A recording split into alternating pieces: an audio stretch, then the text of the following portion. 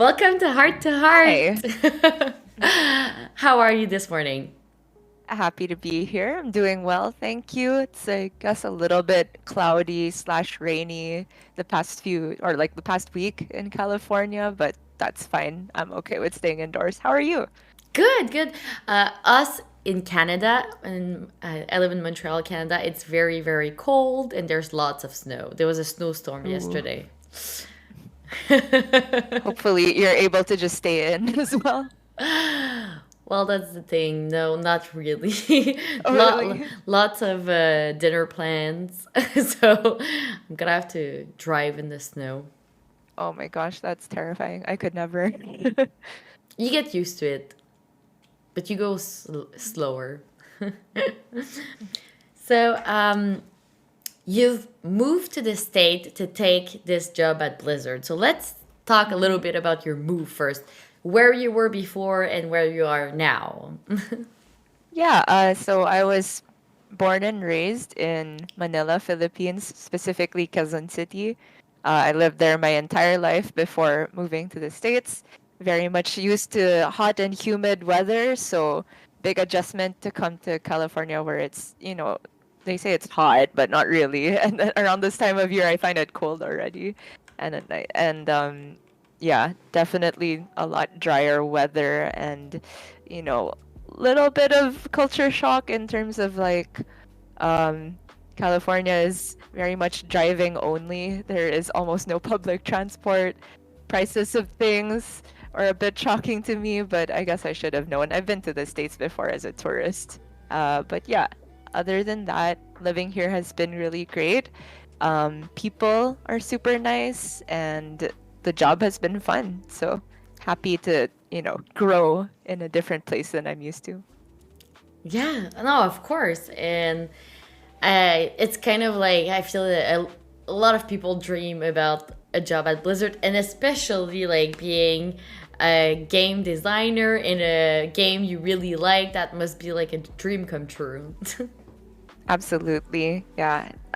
Even being a caster was also a dream job at the time, but obviously, same as being a pro player and a caster, it's all dependent on how many events there are, and it's not the most stable thing. So I was definitely waiting for an opportunity to get something internally on the team, especially after we've had so many great examples of people who started out in esports and then made a career on the dev team. That was very motivating. I'm like, oh, it's not just something that only one person can do, right? It's a real pipeline that exists. And yeah, I managed to get the job. Very, very fortunate. Good. Who was the most inspiring person on the team that did that in esports? Did that the same journey that you did? Oh, it's got to be Cora. There's no contest. I mean, there's plenty of people that came from esports in general, but Cora, we were both casters. She's a woman in the scene. We have a lot going against us, and she paved the way, really. And a lot of people really appreciate the communication she's been doing as a member of the dev team. She's recently promoted to a senior game designer as well within just a few years of joining, and she's killing it. So, how can you not be inspired? I agree, 100%. And we had the honor of having Cora on the show I previously. watched that with the reveal and her dad. It was too funny. Yes, yes. Well, talking about dad, do you do you have a dad very active on social media? Do you have- No, thank goodness. I would die of embarrassment. Cora is one of the strongest people I know because she can take it like a champ. Oh, thank goodness. My parents aren't on social media. Talking about your parents, when you decided to become a caster in esports and becoming a pro player, how was their reaction? Were they supportive of that Yeah, path? so the first sort of event where I dipped my toes into esports was just like fireside gatherings in the Philippines. It's like a really local small tournament. So it's just a hobby thing, nothing to really react to. Like my parents, my whole family knew that I like games. So like that was very normal. And then the first time that I mentioned that, hey, I might be doing an international event as a caster, it'd be like, wow, that's awesome. How much is the plane ticket? And then I said, no, mom, Blizzard is covering it. I'm being hired as talent. And they're like, what? Really? That's amazing. So, you know, there was no reason to be against it at that point. I was still in school. So I guess as the events turned more frequent, that started to become a concern. But my parents have always been very much trusting of my own ability to manage my time. And they just check up on me now and then, like, is it okay, can you handle it, but they're never saying like don't do this, like it's not worth it. So I'm very, very lucky to have had them like be so supportive. That's amazing. I mean, you always want your family or your peers to support you, especially when you pick a non-traditional career, For as we sure, could for sure. say. Um, so talking about that, so the first time I'm kind of new in the Hearthstone community. Like it's been 2 years in the at the end of the month, and the first time I heard about you was through your dating show. Oh no, oh my god. Yeah. I Mm. mean, it was the funniest thing. I really enjoyed it. It was really funny. So, how did you come up with an idea of doing a dating show? Well, first of all, glad you enjoyed it. Thanks for tuning in. Twitch went down that day. It was pretty funny. It was not my idea. It was Lissa's actually, because like for like on and off for a couple of years, I'd have like a tweet now and then where I'm like, oh, it's so hard to be a Filipino because like I can't get visas to go anywhere to travel, or like the visa application process is so tedious. And you know, this one time like a couple times before, Sissa had already been telling me, "Oh, Gia, just marry a foreigner, get a better passport," and I was always just laughing it off. I don't know what came over me. Like the time we did it, then that was like end of 2021. I was just this time after she replied, I was like, okay, screw it, let's do it. Fine. So she hosted this bachelorette type show. Um, yeah, where we ended up doing nothing but roasting the applicants, and I still feel apologetic to these days. These guys didn't deserve that. Well, having the line of people that were commentating did show that it was a little, that where it was going to go for the applicant when they knew that. I mean, uh, yes, I'm sure it wasn't a surprise to them. Uh, I hope so. I don't know, man. I mean, we tried to make the application as like obvious that it's a meme as possible. It was the panel that wrote the questions. Our panel of Slissa and Sun Glitters and Nayara. It was so funny. And so some of the questions were serious, and I'm like, damn, are they gonna get the wrong idea when people read this? But the last question was like, um, something about would you be willing to get married to give Gia your citizenship? And I was like, okay, that should be pretty clear that this is just a meme, hopefully. And so, what was the outcome of the dating show? The outcome was everybody who joined the show got ignored. That's why I feel apologetic. We were like planning, why don't we just reconvene? Because I think we trimmed it down to like a top 8 or a top 16, and we were like, okay, we've gone on too long, but let's reconvene next year and then have them play a battlegrounds lobby or something. Just funny. But what happened at the end of the year is that I actually ended up dating someone else who is not an applicant on the show. So obviously nothing happened after that with the applicants. But it would have been so funny that he applied. Mhm. Are you still with that person? Yes, I am. That is fantastic. So you see, it did end up in the fairy tale story. I guess you could put it that way. And it's still like inadvertently thanks to the dating show. Because what happened is like his friend sent me a DM saying like, Gia, oh, if this guy applied, wouldn't he have won? Isn't he so handsome? And yeah, we started talking from there. So stupid. Well, you But see, yeah, I mean, it's with the dating show that. I guess inadvertently. Okay, good, good, good. Well, it's Anyways, tough to date in the time of COVID. So yeah, nobody judge how I got into my relationship, please. It's like it has to be unconventional these days. yes, well, for sure. I mean, especially being like a streamer or a pro player, like we're always in our house. Like we're never out touching grass, so it's very difficult to meet someone. This is true. This is true. So I this is probably the best way to meet someone. It depends on your definition of best, but I would recommend it for fun. Like Slissa is always down to host one of those things.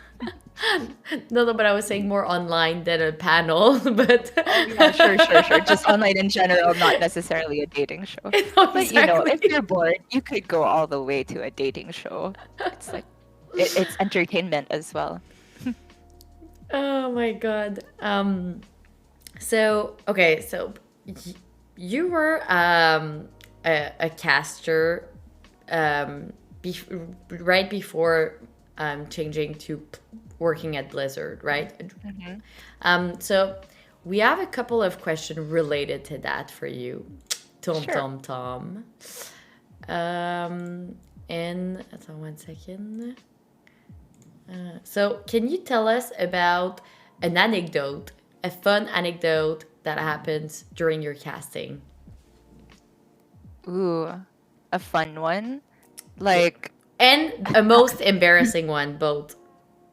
okay, okay. Let's think. A So fun one, probably. Oh, sorry. Go ahead. yeah, so a fun moment and an embarrassing moment in casting. Yeah, the most fun one that sticks out to me, I remember it was at HCT Tokyo, which I think was an event in 2018, and our sponsor was Nissin Cup Noodles, and I'm like, I love any cup noodle, cup ramen or whatever, and we were asked to eat the noodles on camera before throwing to break. And we actually did that. I was just having the time of my life. Like, I would be eating this anyway. And we have such a cool sponsor in a cool city. And I remember I compared, because like one of the players that was doing well at the tournament was Hunter Ace. And then I made some really dumb comment about like how his hair looks like the noodles. It's like extremely curly and kind of blonde. Yes. And yeah, that was probably one of my funnest moments casting. And then embarrassing moments, there's too many to count. Oh my gosh. We want to know them Probably, all. We want to yeah. know. The one that's most recently sticking out in my memory is this was already in the era of Grandmaster, so we were all just from home casting during COVID and all of that. I remember that I had a phone alarm going off in the middle of my casting. And I thought that my headset was like the type that it was noise canceling, like everything except or everything that's not in proximity to the mic. I thought it wouldn't be heard on broadcast. So because my phone was on the other side of my room charging, and I was like in the middle of the cast, right, talking about the game, and I didn't want to just disappear for a few seconds, I just left it on for the rest of the game. And my idiot. I wanted to say like a profanity, but I was just gonna say me being very, very dumb had my Discord on busy and I didn't see messages from production and the other casters that Gia, we can absolutely hear your phone alarm. Turn it off, turn it off. And it was like just going all the way for until it naturally turned off by itself, like 5 whole minutes of an alarm in the background. And it was my fault. It's very bad. Oh no. Well, hopefully we could still hear you make the comments. Yeah, I mean, they did still hire me back after that, Okay, so. that's good. Mm. That's good. That's good. Um, and who did you have more fun to cast with? Amongst the casters, who is my favorite to work with? Yeah. Yes. Yeah, well, I have to say Derek. Ugh. No, I'm kidding. I mean, obviously, we had grandmasters where we had set pairs per region, right? And in Asia Pacific, it was me and Derek, dynamic duo. Oh my god, adorable! What was the question again? I forgot. So you were talking about Derek. Yeah, he was fun to cast with. Let's talk about your cat. It's a lynx. Yeah. Mm, wow, those Um, eyes. What a yeah. majestic creature. He's like sleeping. Mhm. He likes doing the interview. Uh, Yes. very peaceful.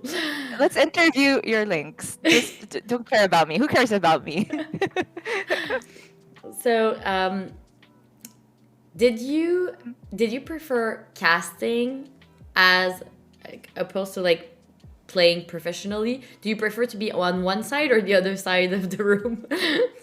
um, yeah, I mean, like, if I could win every time, then I'd prefer to be a player, obviously, because that's just like winning is the best feeling. Competing many times and not getting much effort from, I mean, even though you put in a lot of effort, not necessarily getting the results you want, it takes a certain type of very mentally strong person to go through that. And for me, I was like, I don't know if I could be like at the very upper echelons. I'm not a VK lion or anything. Like it takes a lot of time and talent and skill to invest into that. Whereas with casting, like you can make a decent amount of money consistently by doing that. And it's still very fun because you're just talking about the game itself.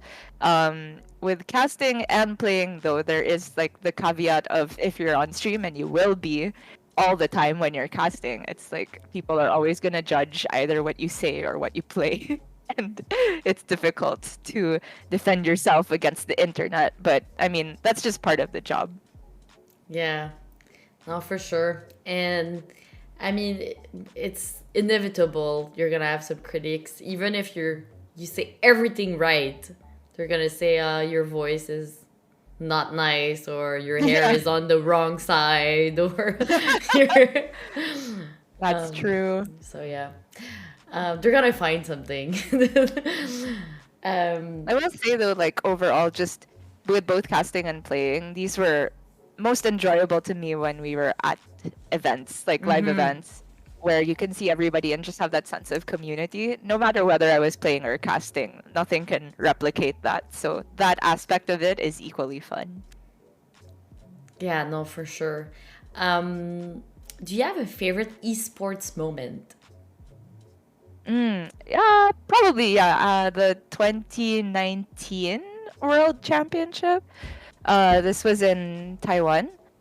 Hunter versus Viper was the finals, and Hunter is my favorite Hearthstone player, like pro player, period, throughout entire history of the game. So it was very awesome to see him win the whole event. But the particular moment that stuck out to me, it's like a very dumb one, and I'm not sure if it was even during this match or just something during the tournament. But in this meta, there's the card Conjure's Calling.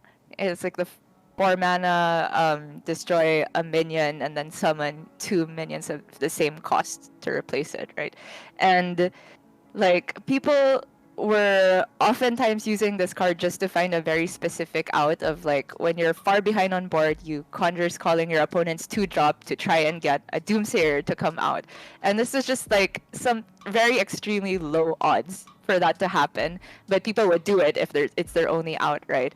And the first time somebody did that, I remember because there's a big live audience in the stadium and like the stage, the floor was made of LEDs and they could like project whatever image they wanted. It was very hype. So the first time somebody played Conjure's Calling on their opponent's 2 drop, there was like a silence that fell over the stadium. And then suddenly you could hear a bit of murmurs and then everybody was cheering. And I was like, damn, this is an audience of very, very nerdy level Hearthstone players that can appreciate a play like that. Because it's nothing flashy, right? They're not hitting the face for 20 damage or doing a big OTK. It's just like a small technical play to increase your odds of winning. And everybody was like, I've never seen that before. That's awesome. And for me, it was like to be in a stadium like that with so many people that love Hearthstone to the level that they can appreciate something like that. I was like, damn, this is really special. And I don't think I've ever been to an event with that many people who care about the game that much ever since, like mainly due to COVID. Yeah, I mean, it's always super interesting to see plays you've never seen before, even though as you mentioned, it's not like a big wow flashy thing. Just like I I remember the first time I saw Jamboree Druid decks, and when with Lady Anaconda, like first time everyone saw it play in the game, Lady Anaconda, and then it's like, then we're like, what happened there? What happened? And everyone was like, what? Yes, Jambray always comes up with something that, nobody really expects. And every once in a while, it actually becomes a meta deck, but I don't know Yes. what his percentage of that is. Well, that Jamboree Druid, like on HS Replay, it was Jamboree Druid, the name of the deck. Even when we're coming up with, when you watch any like grandmasters or masters tour broadcast, we have those key card graphics with the names of the deck. It's part of the caster's job to come up with the archetype names or like put them in the sheet and assign the stuff. So also when something goes wrong, it's probably my fault because I do this stuff really quickly and sometimes make careless mistakes. But anyway, we've had many a discussion of like if we're going into a tournament for the first time and we don't have a name for this new deck in the database, like what do we call it? And many times it's been just like, this is a Jambray deck, let's just call it Jambray Rogue or Jambray Druid. And we're like, the average viewer is not going to know who Jambray is, but let's do it anyway, because what else are you going to call this? Nobody else plays this deck. Well, that's how I ended up knowing about Jamboree, because I was like, I didn't understand why that deck was called that way. And then, yeah, I learned about him. I went on his stream, and then I had him on Heart to Heart. And then recently I had Baby Bear. So to stay Oh, very cute. to step on what you said, the the thing that Baby Bear told us is Jamboree is very good at making fun, weird decks that he's able to play well. But every time, like he tells Baby Bear to use one of his deck, she said she never performed well with them because like the way his brain works with his decks is not the same. It's like I should never say yes when he say that. I should just go with my old vanilla comp dot. No, that's very true. And then there's a certain aspect of like, if it's the deck builder's creation, they're gonna know every weird out with it, and your average ladder opponent is not gonna know what you're playing if it's some strange homebrew, and so it gets like you get extra win percentage from the unexpected cards in there. But once the deck becomes popular and everybody starts learning it, that's when you lose that sort of like unknown variable edge. And so I always think that when it comes to these super unique decks, it's natural that nobody can play it better than the builder, the original builder. Yes, no, and I mean, it's so intricate to be a deck builder. It's like, whoa. It's very fascinating to me. How people. I never had any talent for deck building. Me neither. So, do you think you're ever gonna go back to casting? As a long-term job, no. But if they would like to have me guest cast an event here or there, then I'd absolutely be down. Of course, casting still has a special place in my heart. But in terms of like, giving up a job as a developer and casting again, because this is not something you can do both at once. I will just say that it's a little bit too much.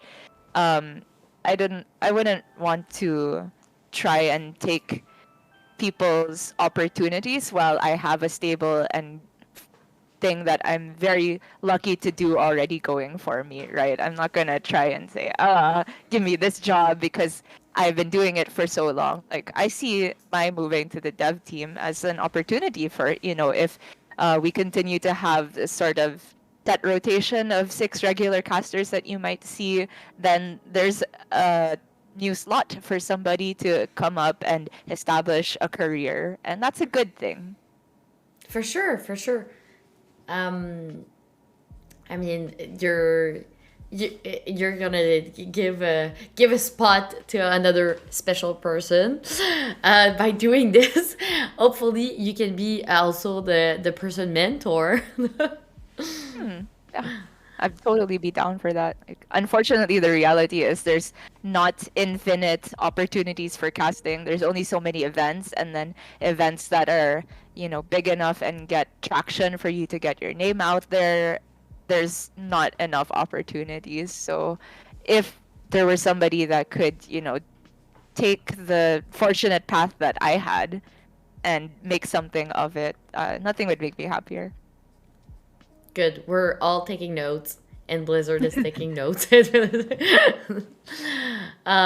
gonna be like a school, like the GS school of casting, and then Oh my same God, I'm thing. gonna charge an exorbitant tuition. Just you wait. Oh my god. Um, okay, so now that we've talked a little bit about casting, I definitely want to dive in the Battleground season 3. So this is Mhm. coming up, very exciting, and I think Yes. we all want to know your role in it. What kind of like input did you put that you're very happy that it's out there right now? Was there like we just want an overview on what you think about this new season of Okay. Battleground. I'm just gonna open the door to my cat and then let's go. Oh, for sure, for sure.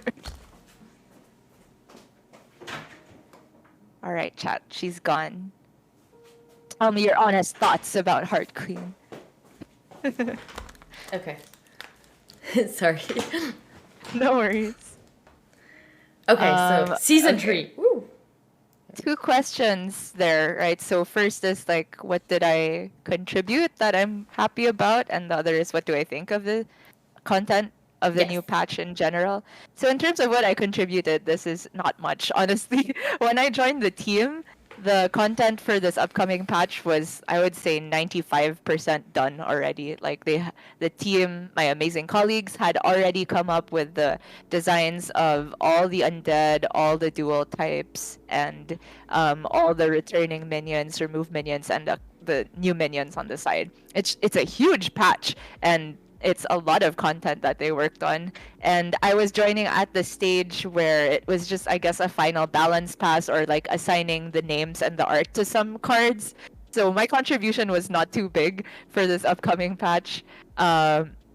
What can I say? I guess like I lobbied to move one card up from tier 2 to tier 4. I was like, this is too strong, and it might still be too strong. But yeah, changed the death rattle to a start of combat effect, that type of thing. Nothing flashy.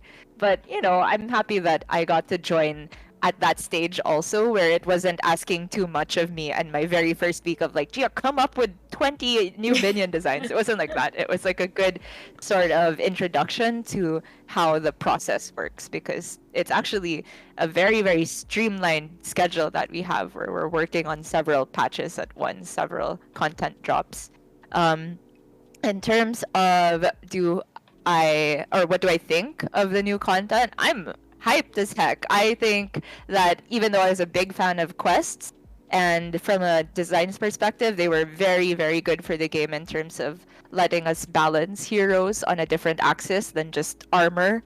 Um, it is very exciting to have a new minion type come in, and one that is very heavy on combat focused effects. Our previous new minion type, Naga, like all of their buffs came from the shop phase, not during combat. So we have a big contrast there. And because it's a tokeny, more of a swarm based mechanic, this is also something that can be strong against poison comps. Poison is something that we've often gotten, comments like just remove it altogether. But I mean, it's still important for the game in some aspects. But there's a way to bring up a new minion type that has a good matchup against that. Um, and then the whole concept of dual type minions, I think, is very, very cool. Talking to the team and learning about how they explored the different mechanics for dual types, and then they landed on, trying to find overlaps between what two different minion types likes to do. For example, Quilbor and Naga, they both like to generate spells in your hand. So there's definitely a space to have a card that can overlap there. That was, I think, just a very interesting way for me to get introduced to how a designer should think. And I just think from playing in playtest that Undead and Dual Type are super fun. We've been, testing our newer content with these things in the game, and I'm so excited for people to see how they play out. And it's dropping in 3 days, so always gonna be fun. Yes, I am so excited, and yes, this morning I had a tournament, a battleground tournament in the community. It was super fun, and like we were discussing about the new season, and everyone is just like so happy to. When you play a lot, it's always nice to have a breath of fresh air, and having new stuff coming in the game, especially when Yeah. you play a lot and you have high MMR, especially. Hmm.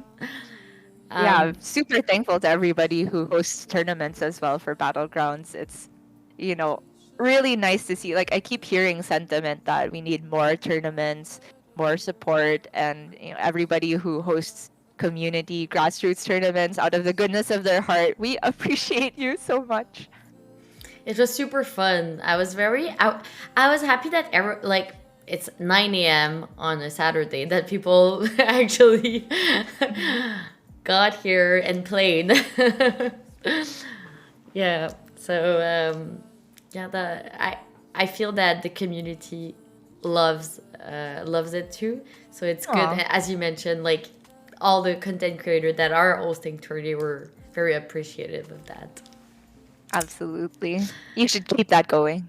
Okay, good, good, good. Well, since it was a success, I might do it more often. Exciting.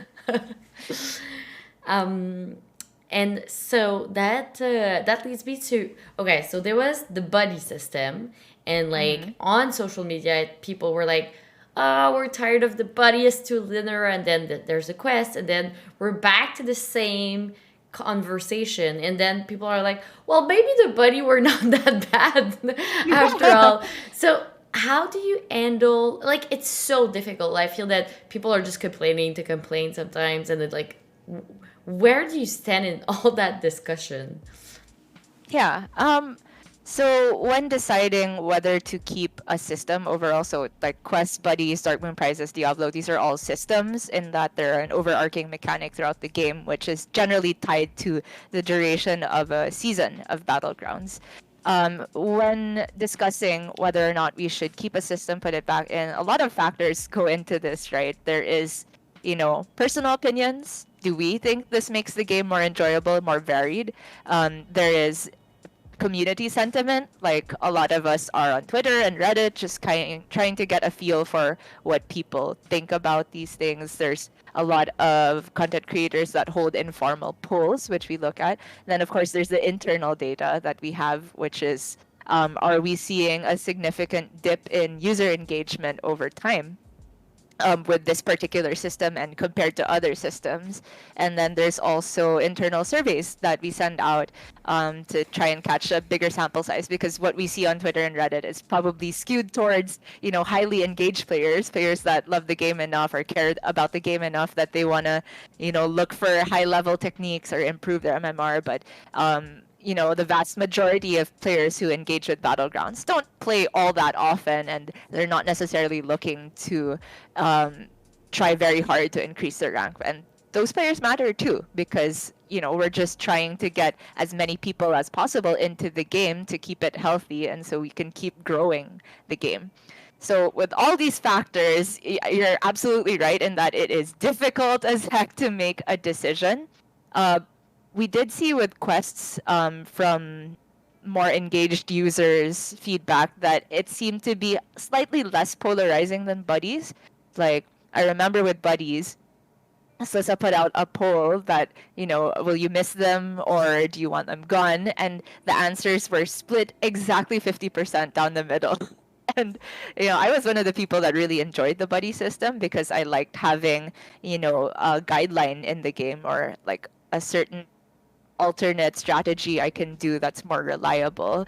And it's for a similar reason that I like quests. But I think quests is an improvement on buddies because you have more variety from game to game. You're not just going for the same quest every time. There's different combinations of quest and reward.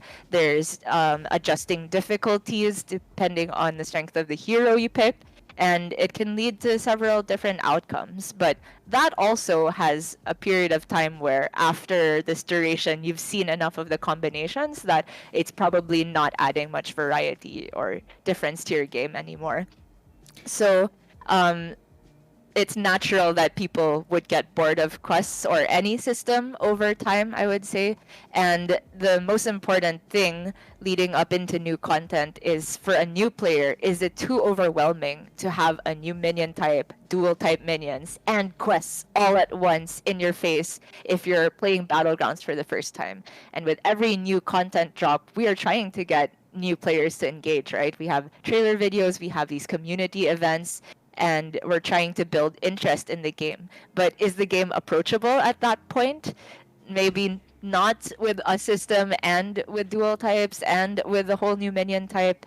Everybody is learning these things together. But the beauty of systems is that we can rotate them in and out as we sort of increase our library of things that we can do to shake up the game. We have buddies, we have quests, we have prizes.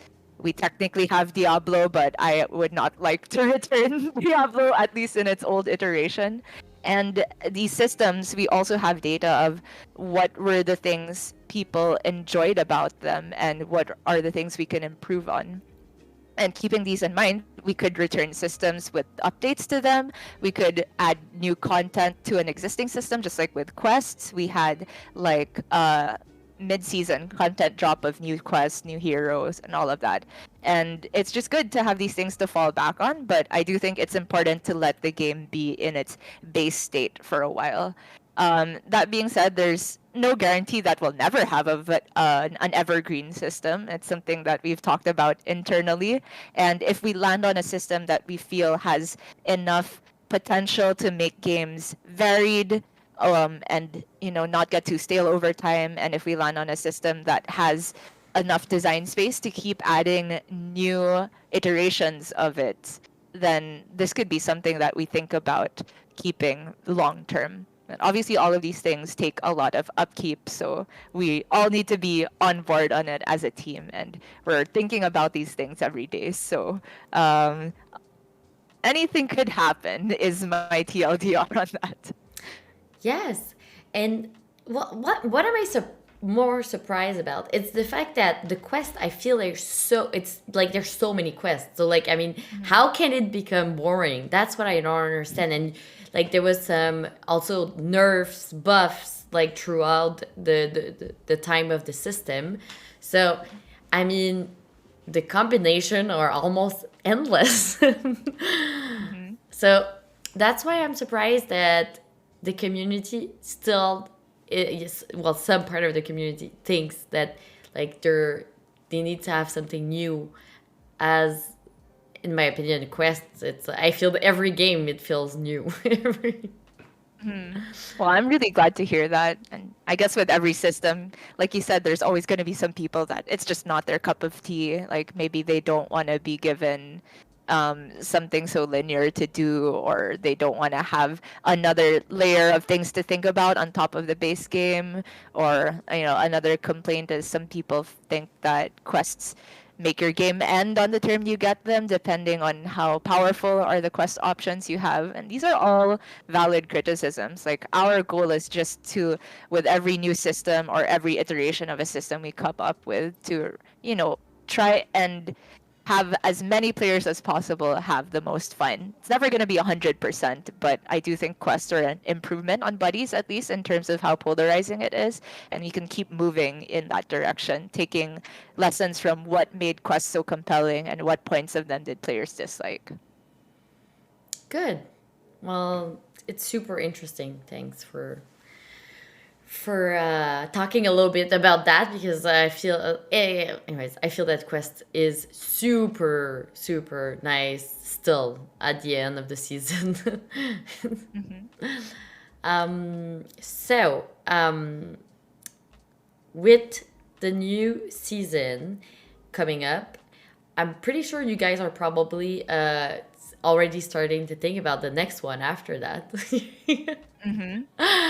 And I know you're not, well, obviously, you're not going to talk about it because it's super confidential information, but not related to what is done, but more related to what do you personally think would be fun to have in the future, as you could say unicorns and flying lobster. But in your opinion, what do you think would be interested to add to the mix of things?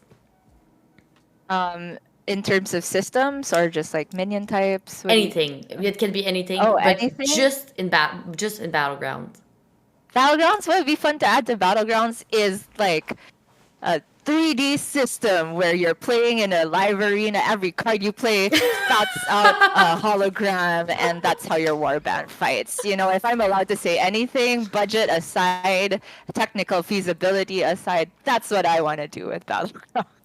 That is But a in terms of, very good idea. sorry, But if we yeah, go back to more realistic in-game, uh, realistic. Yeah, I definitely would like to see more systems overall. We've not explored, for example, the layering of two systems. Like, what would the game look like if quests and buddies were in? That is something that could happen. Maybe there's a new system that incorporates things a bit more elegantly. Um, yeah, there is plenty to explore there. And in terms of minion types, well, we have covered almost every minion type that exists in standard, but there's a couple that, people have been thinking about. What if we added this in? Or it's an entirely new minion type. These are all spaces that I'd love to explore as well. Um, but as you said, we have many patches in the future that we're thinking about and working on at the same time. So I'm gonna stop myself here before I spoil stuff that is actually already in the works. okay, yeah, yeah. Let's not do that. Let's talk about arts, aesthetics in the game. Do you have a favorite, well, a top three favorite skin in the game? Oh, skins? Oh Yeah, my gosh. I guess it's a bit biased to my favorite heroes as well, but it's okay. the Maiev from, oh god, I forgot the name of the skin, but she is in an Asian inspired outfit with her like, Yes. and it looks sexy too. Is it Diao Chen Maiev? I'm not sure. Yeah, I love that one. I think it's absolutely beautiful. What else is coming to mind? I like the Alakir Sweet Lord skin just because it's a cupcake. What's not to like? And it's pink. What is not to like? That is a good And I do one. like playing Alakir as well. I need to think of a third skin. There's so many at this point. Like the Yog Ramen for a similar reason to Alakir. I love ramen. Um, and I'm a decent fan of Yog Saron. I know some more diehard Yog stands, but it's a hero I enjoy playing still. So that plus ramen can't go wrong. I agree, definitely. I mean, and do you have a favorite Bob? Oh, a favorite bartender or a Yes. favorite Bob skin in Well, particular? well, bartender. I mean, we call him Bob, but yes, bartender. Um, hmm. No, well, Like recently, yeah. I've gone back to classic Bob. There's something about like the voice lines that I know and love that have stuck with me already. But at one point, I was using the new Christmas one. Macy was her name. And then her accent I found really, really cute. It was entertaining. But every now and then I just miss regular old Bob. Okay. Okay. I mean, Chef Nomi has been very popular recently. I've seen Hmm. lots of people playing with Chef Nomi. That is a fun one. My problem is I already force Nomi too much, and I feel like if I had Nomi as a bartender, like I would pick up Nomi's past when it's viable and then just get myself a top 8. So this is more for my own good, even though Nomi is a very fun bartender. Yeah, is there any plan to have more female bartenders? Oh, it's in the works. I Okay. am lobbying for this as well. Okay. We have a very, very talented art outsourcing team, and we come up with brainstorms every time we have a new content drop, where what are the type of characters that can fit with the new rewards track or with the new theme of the expansion. And like it's hard to find like the best opportunities to introduce someone, because there might be a character that we like, but like, oh, maybe it's more thematic and it would be more memorable if we introduced it with this content. So there's more variables in play, but I definitely feel that we need more female bartenders. So it will be happening while I'm on the team if I have any say about it. Good. And it needs to have food on it. Mm. Or drinks, but Yeah. some bartenders don't have drinks. I'm like, they need a drink in their hand. Maybe they've already served it to you. Yes, maybe. It's funny that you say you're forcing Nomi, because I force Nomi all the time. Even if I'm like pirates and then I see Nomi, I like pivot to elementals instantly, and like everyone in chat, it's a big, so I have commands in my chat, elemental, let's go elemental, because why not? And I can see that. I mean, I don't know why I'm so attracted to elementals. It's like if seeing elementals go by and not picking them feels so bad. I don't know why. Yeah, there Uh, is something psychological there about watching the numbers go up right before your eyes in the shop. yes, it's really nice. I really like it. And yeah, so and like typical comps, pirate elementals, quill board elementals, classic comps. Yes. So, okay, now you survived the first part of the interview. Now we're getting into the hard part of the interview. A hard part? What? I thought this was meant to be chill and fun. So it's the food part of the interview. Oh, food. Okay, okay. That is the hardest part. I'm telling you in All right. advance. Sure. Okay, Hit me. so I will tell you. Usually it goes like I will tell you two things. You can say which one you prefer, and you can give an explanation. If you like both, you can pick one and then say that you like both the other one still. Usually, I will ask for a top three of things also after you Okay. picked a category. Wait, hold on. So with the either or, I'm allowed to pick both? Well, Well, that's not difficult at all. no. Okay, so if I say, for example, tea or coffee, and you say Yeah. you, for example, you drink both, but if you had to pick, you would pick tea, for Okay. example, and then you can say my favorite tea is green tea. Okay. Okay. Sure. I'm understand. here. I'm here for you, anyways. We're gonna do this together. So, Looking forward to it. so tea or coffee? Tea. I don't actually drink coffee. I'm in the See? minority of people I know. See, it's easy. You got it. Okay, wine or beer? Beer. I'm not a big wine fan either. Okay. Do you have favorite kind of beer? Are you more like microbrewery, IPA, double IPA style, or just like classic Mexican lager? I just like go for easily accessible beers, if you know what I mean. I don't have a high drink IQ, I would say. Back home in the Philippines, I would just reach for a San Miguel Pale Pilsen. That's just like my go-to.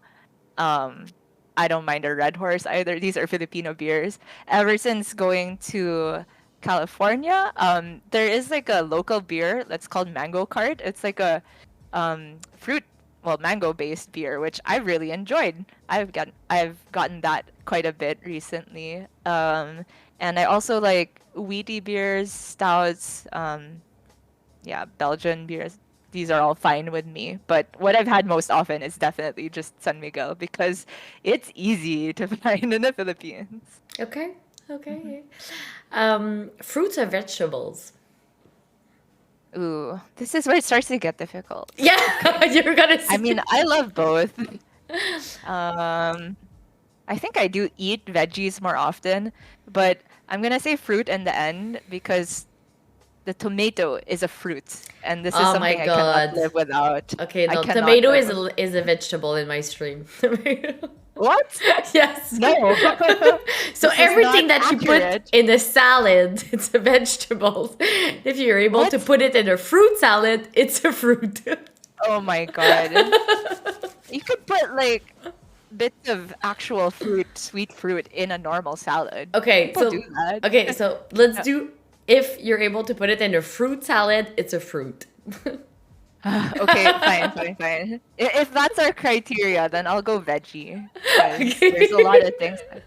I cook with a lot of carrots, tomatoes, onion. I cannot live without onion. So top three Bok vegetable choy. would be Yeah.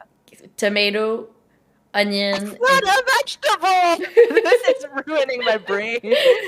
Okay, fine. Yeah, tomato, onion. Would you count garlic as a vegetable? This is another discussion. yes. Okay, there you go. Onion, garlic. I'm not Filipino if I don't put those in my top three. So Okay, top three fruits. top And three you fruit. cannot say tomato. Oh my god. Can't say tomato. Fine, fine, fine. Well, I love mangoes. Again, I'm not Filipino if I don't say that. I love pomelo. Um, Big this is grapefruits. yeah. And oh my god, what's the third? What's the third? I do like grapes actually. They come in so many varieties as well. So, it's a good answer. Yeah, look at me. I'm just saying my own answer is good to make myself believe. I might regret this later. I'm just trying to answer quickly. But I do know I like grapes, but there must be a fruit I've forgotten that I love more. It's like felt cute, might delete later. Felt cute. Exactly. Except I can't delete it because it's on the internet. Unfortunately, yes. It's on the internet. I feel it's like your grandma talking. My grandma say Grandmas that. are wise. Or my mom that says when it's on the internet, everyone knows. She's not wrong. Okay, so do you like cheese? Yes. Top I'm three not a cheese. heathen. Top three cheese. Well, mozzarella. It's just very flexible. I like. This might be a bit controversial, but I like goat cheese quite a bit as well. Yeah, but it's very good. Why is it Hmm. controversial? It's like I don't see people reaching for it much. Like goat, huh? Maybe that's just where I'm from. Um, and I had goat cheese last night. I had goat. uh, yeah, respectable. Um, Parmesan? Trying to think between gorgonzola and another thing that I can't remember the name of. You know what? I'll just say gorgonzola because it reminds me of Zola the Gorgon. Oh, okay. Related to Hearthstone, we like that. Good answer. Do you like chocolate? Oh, I actually don't. This is something that That's people amazing. often say I'm a weirdo for. That's Yeah. amazing. You're in my Mhm. team. You're... Oh, you don't like it either? I don't like chocolate. Amazing. I found another social pariah. Yes. People usually say more chances of being a serial killer. That than hating chocolate. Okay. Okay, so would you say you're more of a sweet or savory person? Mm, Savory, I will say. The foods I crave tend to be like actual meals, not desserts, but I do love dessert. Don't get me wrong. Do you have favorite desserts that are like typical? Oh my god, Filipino. Filipino. Yeah. I was going to say Vietnamese, Japanese. No, that's okay. I mean, I like Vietnamese and Japanese desserts too. But yeah, Filipino ones, my favorite is Brazo de Mercedes. It's Oh, like how to explain? It's generally shaped like a log, and then the outside is like a fluffy meringue type of thing, and then the inside is like sweetened egg yolk called yema. This is just my favorite thing ever. And then there's like sugar dusted outside. Is there a place you can get some in California? Not that I've checked yet. Okay. But I know there's like a Filipino grocery store with a Filipino bakery inside, so I should just pay that a visit and see if they have it in stock. So if there is, we would like a Twitter post tagging us in it Ah, so we can see it. We would be very okay, interested in that sure. because I've One never thing that, heard. yeah, okay. I'll remember that. One thing that is easy to get in California is ube flavored desserts, which I'm also a big fan of.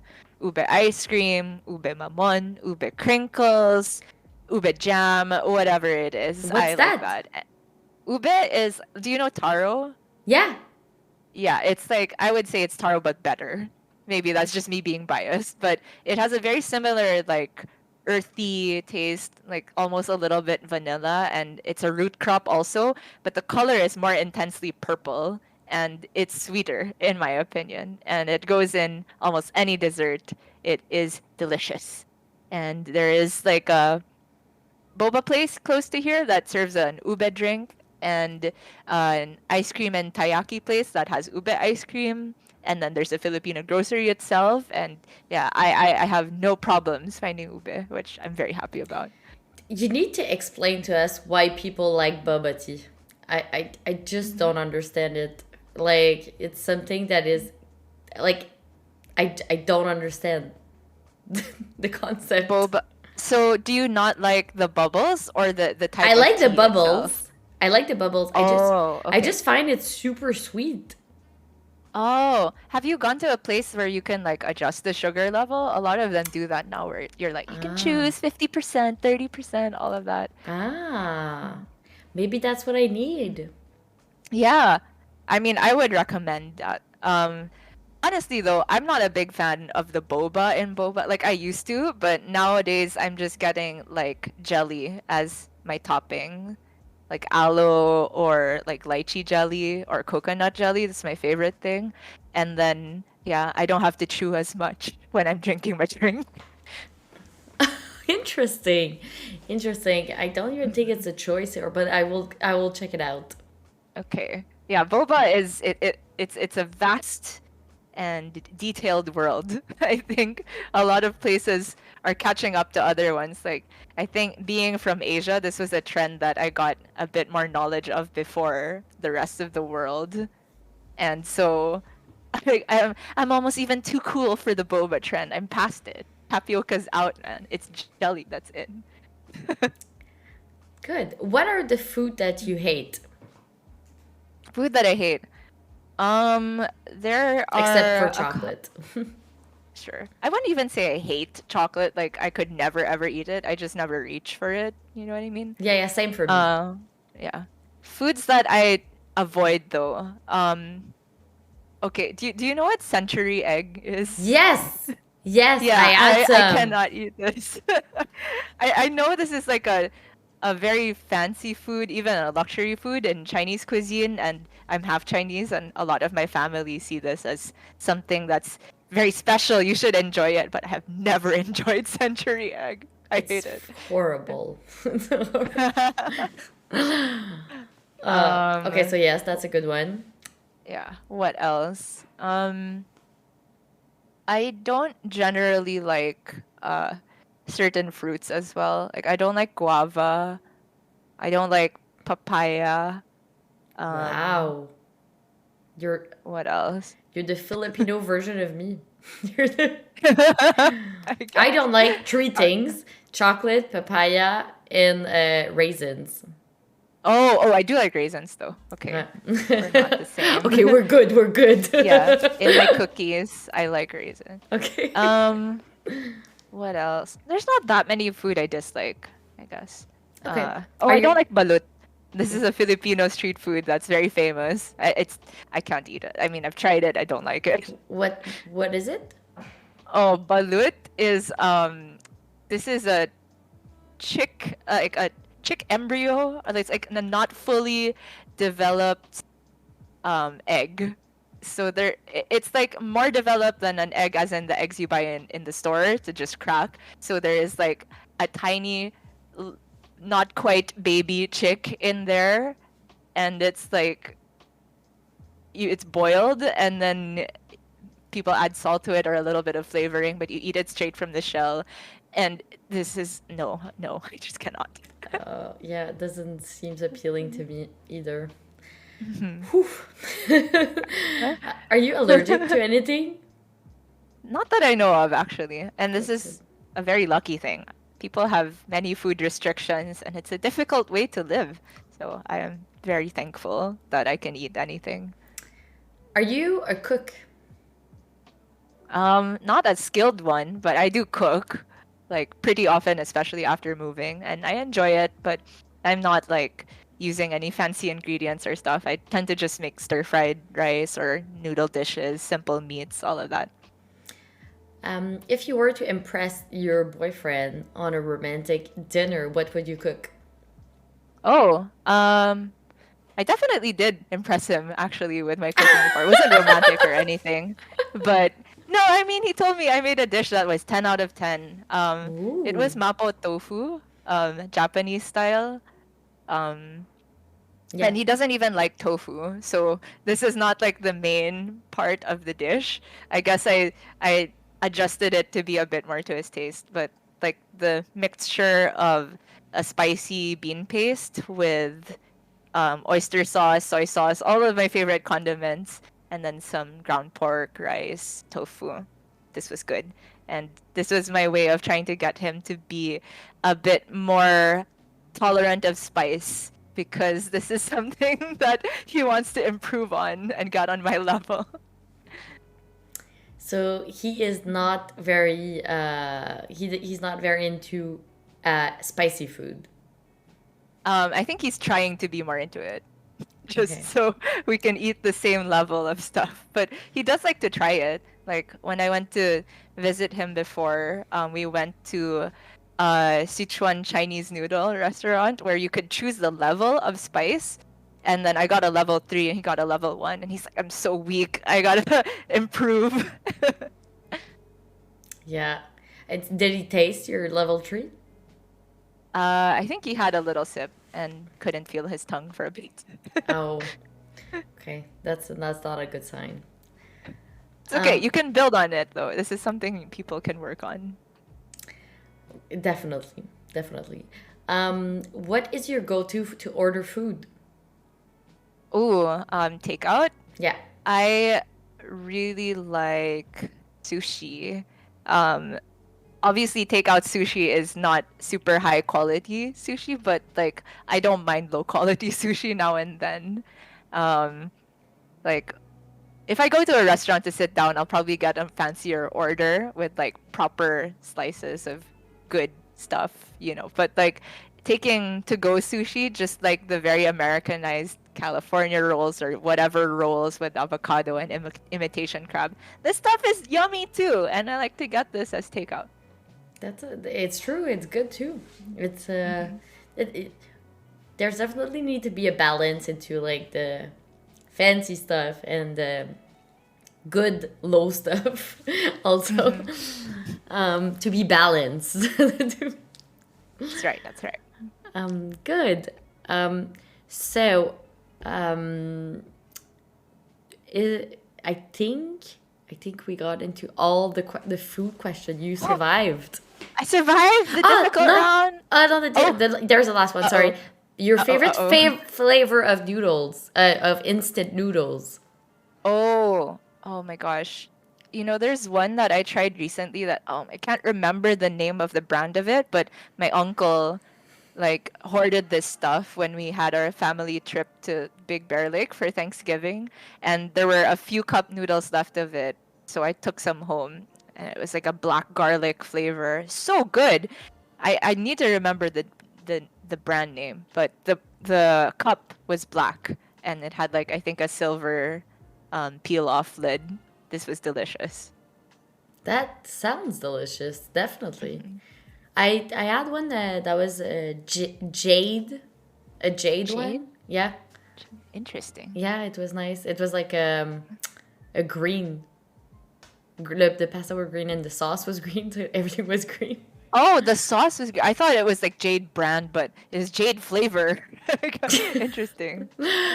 Yeah, it was yeah. Jade. Hmm. So yes. So you survived the food section of the interview. Congratulations. Now we have just three questions from chat. Uh huh. One of them is, what is the last book you read? Oh my God, this was too long ago. I've been so bad about reading. The last one I finished is called Pachinko. This is I think they turned it into a series actually. I forget what streaming service, but it's like a generational drama about a Korean family that uh immigrated to Japan and their lives there. I'm making it sound much more boring than it is. I'm so sorry, but it was a fascinating read, and I should read more often. But this was admittedly over 2 years ago that I finished a whole book. Um, can you tell us a little bit about your encounter with your boyfriend? Encounter? I Well, mean, like, what do you mean? like, so when the first time you guys saw each other and like your first Oh, date and sorry. yeah, no worries. Okay. The first time we met, period, was at a LAN. It was at HCT Las Vegas, if I recall. And we didn't talk at all. We just had like, how before the tournament starts, they ask us to sit alphabetically by our battle tag. So his tag is Calax, right, with a K, and I'm Gia with a J. So we're like kind of close in the same table, and we had the same model of laptop. And I told him, "Nice laptop," and he was like, "Yeah." And that's it. We didn't talk after that until much later after this whole bachelorette fiasco stream, and yeah, just started DMing after that. And then the first time we met again since then in person was all the way in the Philippines because, like, we're long distance. He's in France and I was in the Philippines. And then I moved and we're still long distance. I didn't get any closer to him. Maybe I even got farther in terms of time difference. I got farther. Um, but yeah, when he came to Manila for the first time, that was really, really fun. Our first date, I guess it was going to a burger place in the Philippines where there was ube milkshakes. And he got to try ube for the first time, and he was mind blown. He's obsessed with it now, maybe even more than me. Mhm. So, Wow. But I yes. mean, it must be so hard to find in France.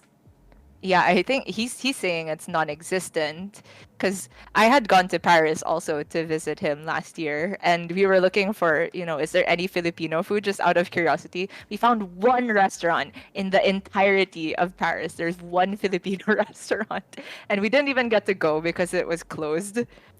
Sad. Oh no. Yeah. So, will you be at BlizzCon?